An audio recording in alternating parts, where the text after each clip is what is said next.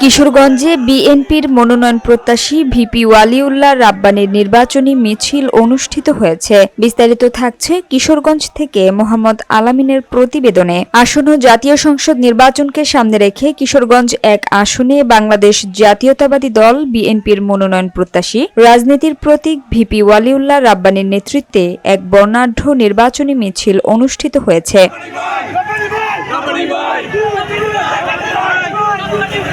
বুধবার দুপুর থেকে শহরের বিভিন্ন এলাকা থেকে নেতাকর্মীরা ব্যানার, ফেস্টুন ও স্লোগান নিয়ে মিছিলে যোগ দেন। পরে প্রধান সড়ক প্রদক্ষিণ করে জেলা বিএনপির কার্যালয়ের সামনে এক সমাবেশে মিলিত হয় মিছিলটি।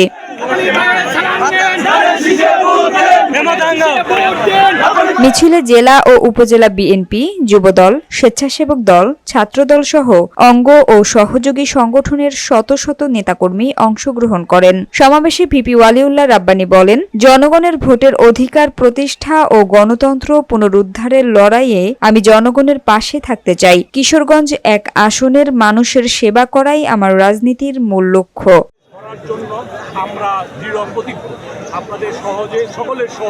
স্থানীয় রাজনৈতিক মহলে এই নির্বাচনী মিছিলকে বিএনপির মাঠ পর্যায়ে আনুষ্ঠানিক কার্যক্রমের সূচনা হিসেবে দেখা হচ্ছে। আমি খুবই কৃতজ্ঞ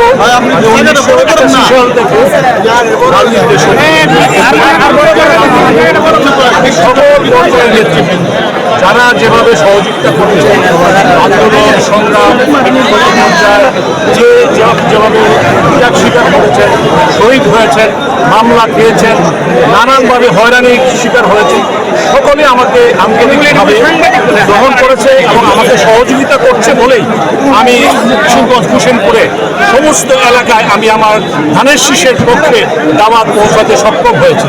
ওনারা আমাদেরকে সার্বিকভাবে সহযোগিতা করেছেন, আমি ওনাদেরকে পুনরায় ধন্যবাদ দিতে চাই।